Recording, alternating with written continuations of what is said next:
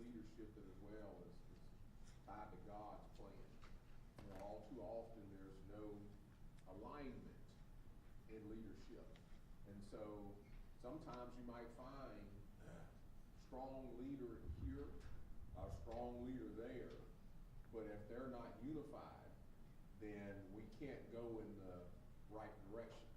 All too often, unfortunately, our country is known for that. You have your two main political groups, your Democrats and Republicans, who have some strong leaders within each group, but then there's no alignment between what they're doing, and it is nothing but finger pointing.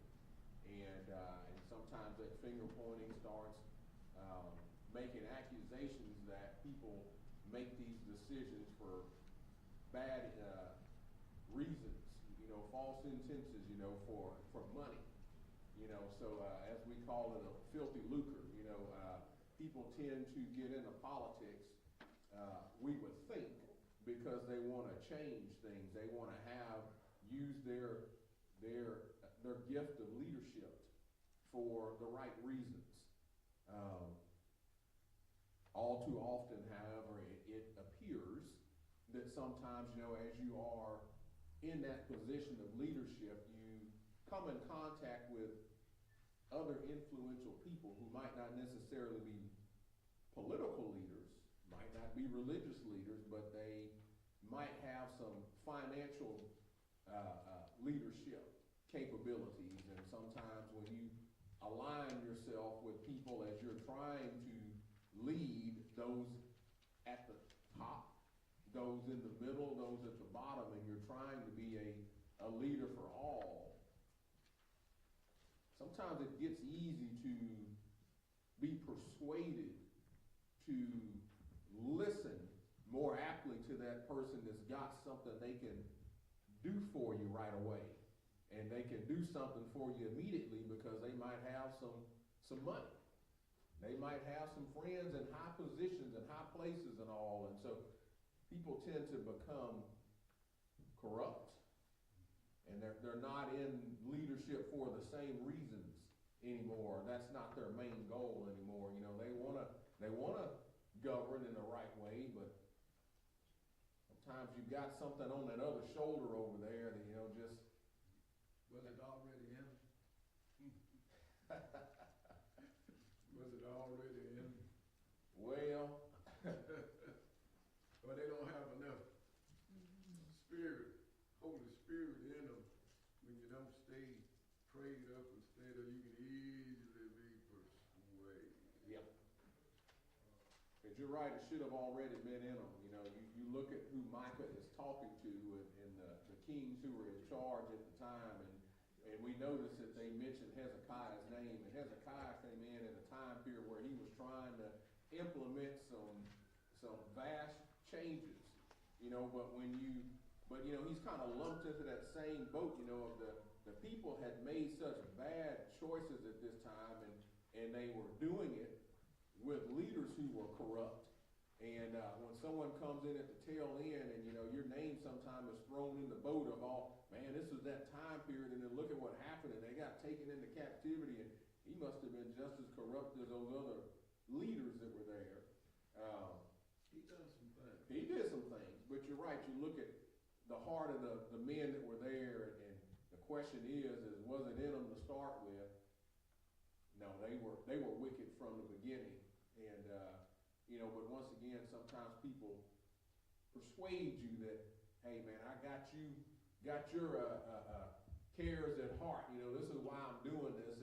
And you know what each parishioner needs and how I need to talk to each particular person and all. And man, I know what this guy, man, I can smooth things over. Let me go talk to him and promise him this particular thing here. That doesn't happen in 2025, does it? Yes, sir. So we realize that we're talking about, 700 or so BC. We're talking about a time period before captivity. We're talking about, the prophets, the priests, the political leaders. And so as Micah is addressing this, and he's addressing not just Jerusalem, not just Israel, but he's also He's addressing both, so you think about a lot of times these prophets we're reading about, they were addressing one group or the other. And we realized there was a split in the kingdom, at some point after David and all. And a lot of times you hear the term Israel or you hear the term Judah and all, but Micah has addressed both of them. And, Israel being the bigger brother, the older brother, the stronger brother, sometimes you want to suggest, they got 10 tribes represented and all, and they got more military might, more money coming through there. They're the urban civilization and all, and sometimes Judah didn't get the same recognition and all, and might not have made the same mistakes right off. But if you see that this is what's going on, and we have a history amongst us of me despising one another, one wouldn't make the same mistakes your brother made, right? Brother Wilbur, you're the youngest one, right? Yes, sir. You didn't make the same mistakes your siblings made, right? I sure did. Yeah, I wanted to be like Wanted to be just like them. Yeah. And Judah as well had that same circumstance going on, as although they would have words with their brother Israel there, they too made the same mistakes. And as Micah is trying to get them to understand, it's interesting how it switches here from chapter 3 to 6 and all, and we look at, the language that the prophet is using and all, and it appears as if at some point God is trying to defend his children. But then we look at how sometimes the language changes there, and well, I had some defense here with you, but then look at all the choices you kept making. It's easy when we get fingers pointed at us. Do we accept and say we're going to humble ourselves and I'm going to eat crow and realize that when these fingers are pointed and I've got to humble myself that everyone else's eyes are on me and they said, man, look at what he's having to go through. He must have screwed up. You're right, I did. But we don't want to admit that I screwed up, and that's why I'm paying this consequence. And then, so they say, well, God ain't gonna let this happen to me because it's making him look bad too. So I can keep doing what I'm doing because we're the chosen folks, and God ain't gonna let this happen to me. Yeah, I'm the light of the world. Yeah. They had every reason in the book to say, well, no, we can keep doing what we're doing because we're God's children. I'm a Christian. I'm a Christian. I'm in the brotherhood. I'm in the covenant. Yeah. Give it on to God. Yep. And then they said, well, Micah said we screwed up, so how do we fix it? Here, what do you need? You need me to give you this? You mean if I pay a little bit more? If I pay a little bit more, yeah. Let me go give more than one calf this time. Let me go get that one too. You need my firstborn kid too? Okay. Well, hey, I'll do that too. Man will recognize you. Yeah. It says here, he says, and I said, hear, I pray ye, O heads of Jacob. So we know who he's talking to then. Does the prophet come in and address the political leaders like that normally? Do we go in and we say, let's take the religious man of God and say, hey, go to the White House, go to the Pentagon, go to the Joint Chiefs, go to the NATO, and go talk to those guys and say, hey, y'all are representing the world with these major 5 countries here. Let me come talk to you and say, hey, you're screwing up. He's supposed to have a spiritual advisor. You're supposed to have a spiritual advisor, right? Yeah.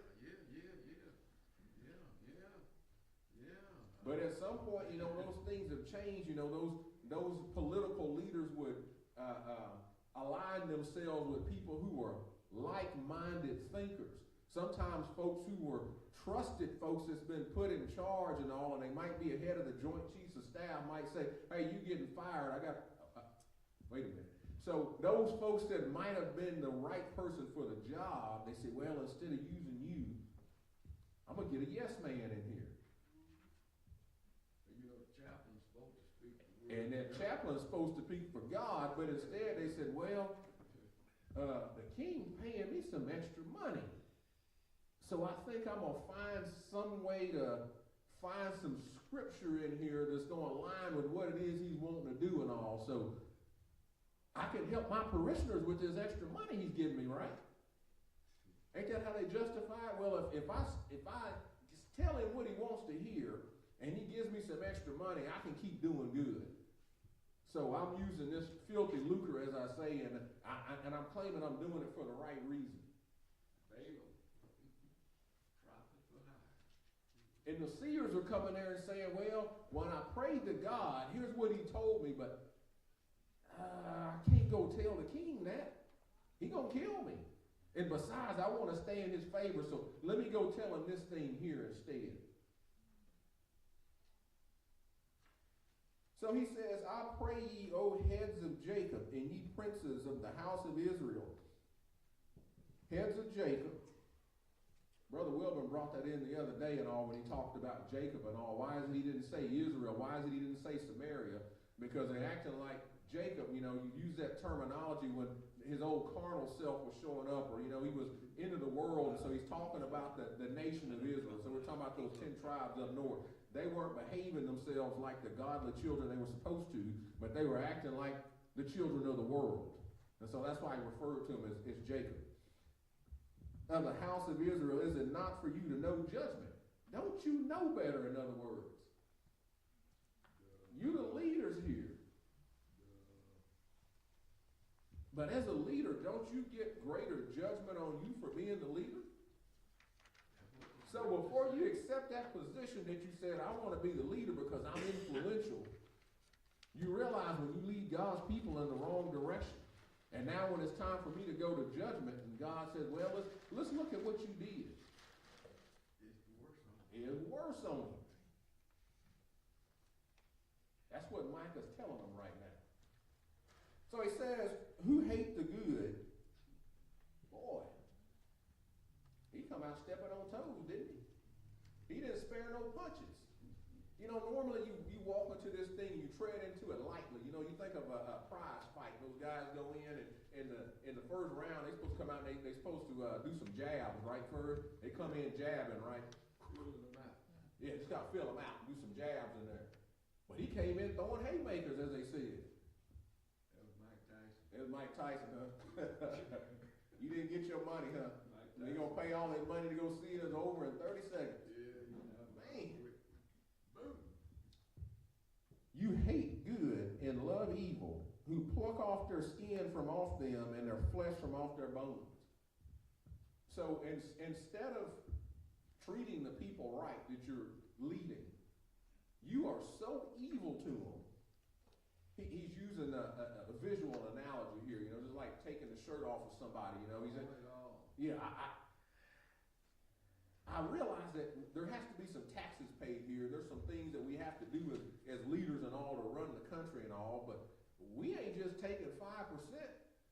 I want everything you got.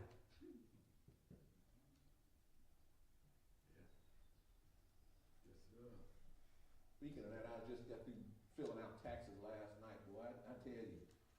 You gonna give me any? They take everything you got, don't they? Yeah.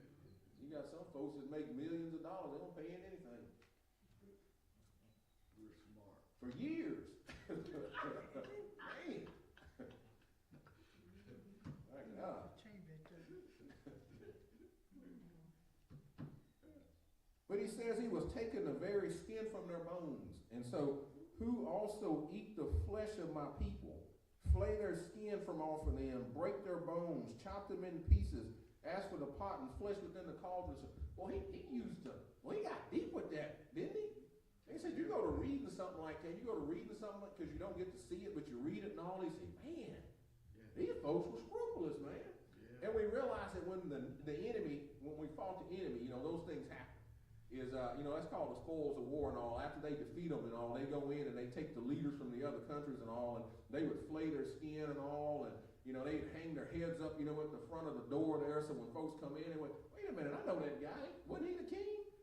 Oh, look at what they did to him. Yeah, you next. Yeah.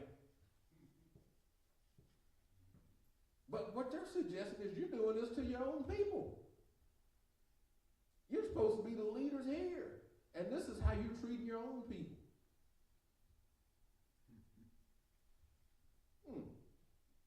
He says, hear this, I pray you, ye heads of the house of Jacob, and princes of the house of Israel, and abhor judgment, and pervert all iniquity. They don't like doing what's good, is what he's saying. That word abhor, you detest it. I don't like them. You see things that's going on that's right, and you say, man, I don't like that, man. What's wrong with people that you see what's going on that's right, and you say, I don't want to do that. Everything I do is in the opposite direction. That ain't for me. No. No politicians are going to agree to that, are they? Don't they have a way to answer that when you ask them those questions? I remember old Santos when they got rid of him. You know, they had all those things that was going on, and they asked him questions and all. And ain't it funny how they always have some answer and all that? They don't answer the question, but they give you an answer. Why does the politician know how to beat around the bush like this?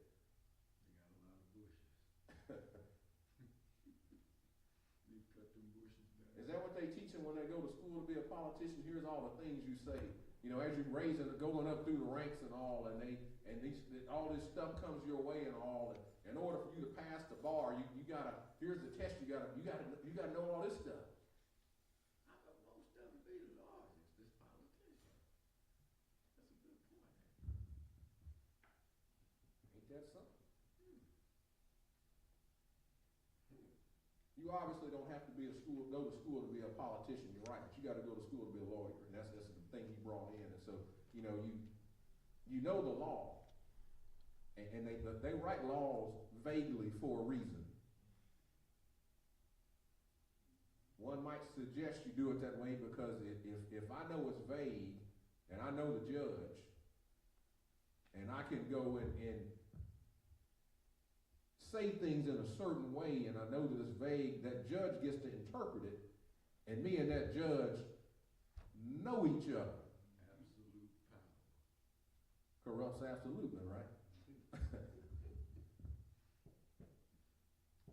man, you do such a good job in the courthouse, maybe you need to be a politician too. And you work with the same constituents. And those average people pay the price. He says they build up Zion with blood and Jerusalem with iniquity. Once again, he keeps pointing out both different. He says Judah, he says Israel. He says Zion, he says Jerusalem. So we're talking about both different groups here. But we're doing the same thing in both places. Build them up with blood and Jerusalem with iniquity. You're killing your own people. You're taxing them to death. You're taking what they got. It's all about deceit. It says the heads thereof judge for reward. The heads would be those political leaders. The priests thereof teach for hire. So in other words, all those men of God, that's in the synagogue, they're not doing it for God. They're doing it for money as well. And the prophets, these are the mouthpieces of God. So they're not necessarily a priest. They're not necessarily a politician, but these are the ones that God has chosen to say, hey, you're going to be my mouthpiece. Mm-hmm. They divine for money. So where they getting their inspiration? Where do they get the inspiration from? Exactly. They were using some of the same strategies some of the neighboring diviners were using and all. They were going to tarot cards and okay, here's what I'm supposed to say. They have all kinds of other things they do, and then, and they said, wait a minute, that's not what God ordained for you to be a seer and all. God gives you a vision, doesn't he?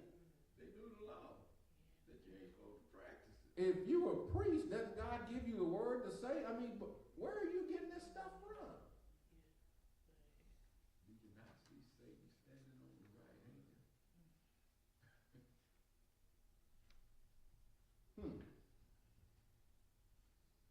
all had something in common. It was all about money. Yet will they lean upon the Lord and say, is it not the Lord among us? None evil can come unto us. God gave me this word. Oh, boy. I talked to God and he told me to tell you this. I want to give honor to God first. Watch out. Let me swear on this Bible as I take this position as the head politician that I ain't touching that Bible. do they really have a Bible or do they use something else? Because they know they ain't doing things according to God. They have a Bible, but he didn't put his hand. He didn't put his hand on it, huh?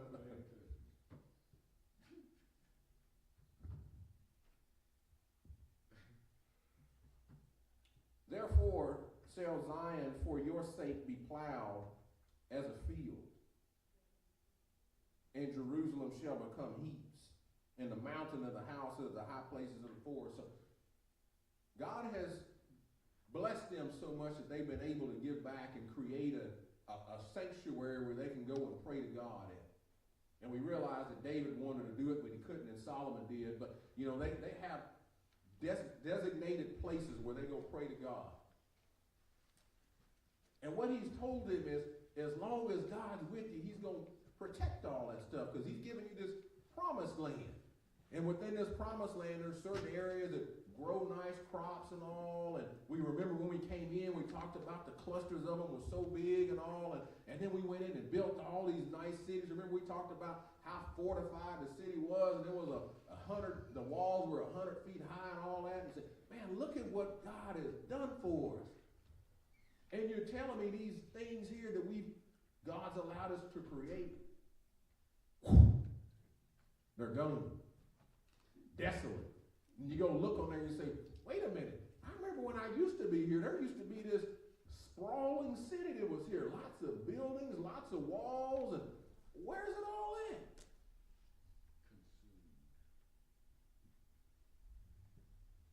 God protected us through all this time period.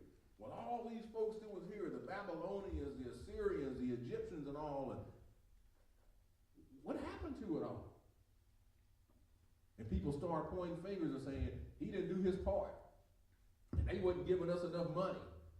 And they had these drug dealers coming over here, and they was doing this. And do the leaders at any point ever take any responsibility and say, we led the people in the wrong way? But that's what he's been building them to. Say, look, here's what happened.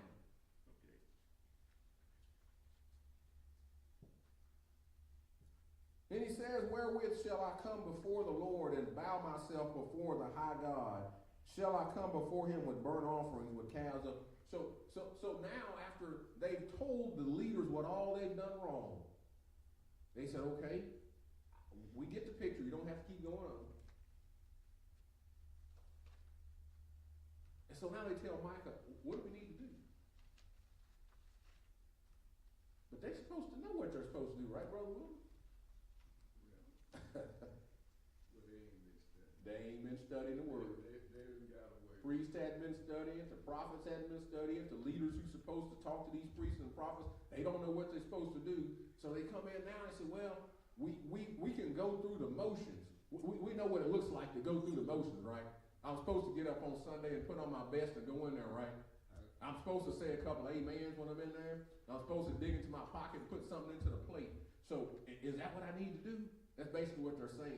They'll keep man out there. Yeah. I need to keep up the appearance now because I ain't been doing that. So is that what I need to do? Do I need to go get the calf and come bring it in now? So they still hadn't looked at where's the problem at. The problem's within their heart. They're not aligned with God at all. And instead of saying I need to fix the problem that's within me, how can I outwardly show that I'm fixing the problem? Where do I need to sign it? I know we don't use checks anymore, but you know, how much do I need to write this check for?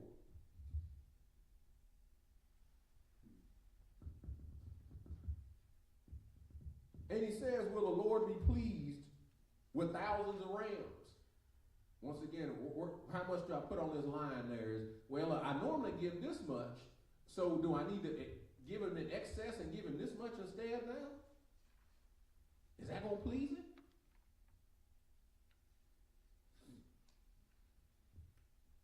Or the tens of thousands of rivers of oil?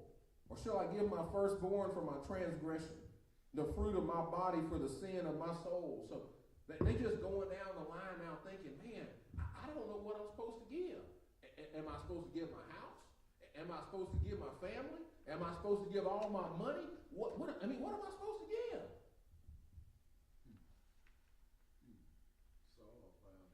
Saul found out the hard way, didn't he?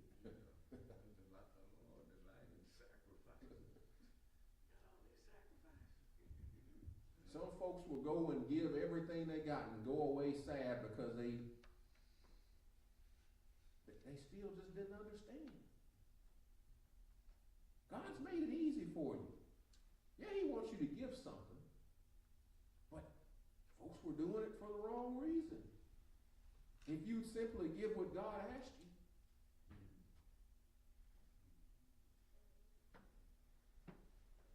I need to align myself with God. Amen. I need to make sure, but see, that's part of what was going on is all the other countries that were aligned, that lived alongside of them. They lived their lives believing they were, you lived a haughty life, you kept your head above the clouds, you walked, upright with your chest stuck out and all, and nobody tells me what to do and all, and if something went wrong, you didn't let nobody know about it and all, but if I carry myself believing or showing that I serve God, well, that's not what everybody else follows. They gonna think I'm weak or something. They were so concerned what their neighbors were gonna think. If I show that I've humbled myself before God and say, hey, I done screwed up, and I'm supposed to be living a life that's glorifying God in the first place, and if I live my life that way, they're gonna say, man, what's wrong with them folks? Why are we trying to please men? Why do we want to live like the heathen? We don't want the heathen to come worship with us. We want to kick them out and say, you can't worship with us. We live a different way. But then when it's time for you to prove that you live a different way, you can't even do it because you're too busy want to live like them.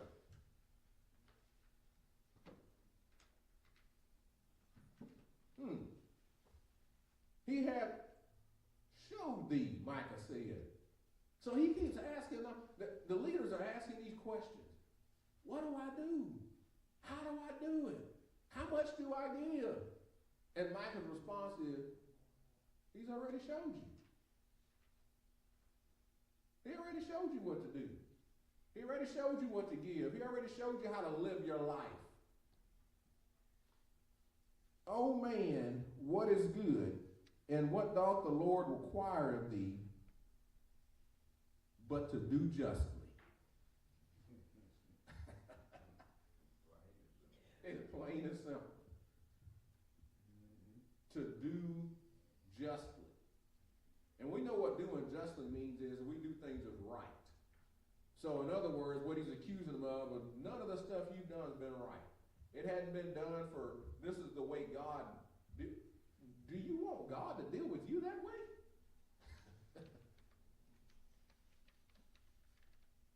Why is it that we deal with other people a certain way, but then we want them to deal with us? Hey man, I showed up to work on time, and I gave you my 100%, and I did this, and I expect you to treat me this particular way. And I expect when I come in that you respond to me this way, and you give me this kind of acknowledgement and all, and when I come to God and pray, I expect God to listen to me and acknowledge and give me what I asked for. But I don't want to treat anybody else that way.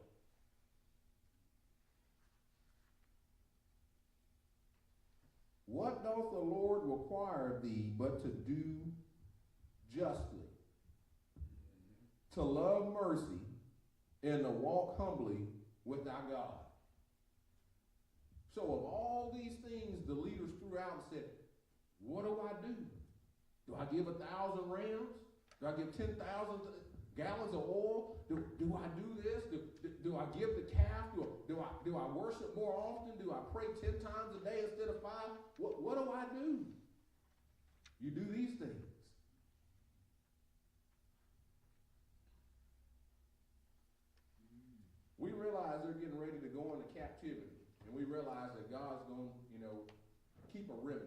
We realize that people at some point, they realize the error of their way. And, you know, they get to come back, you know, but it's a unfortunate cycle that they continue to make bad choices, don't listen, pay some consequences, and some time has passed, some 70 years or however long God decides to punish them and all, and we get to start back over. But the people had an opportunity to change and listen. Here's what you're doing wrong. And there's, God knows, how many prophets have we talked about in the past 2 or 3 months that's tried telling them? Leadership. Spiritual leadership. Amen.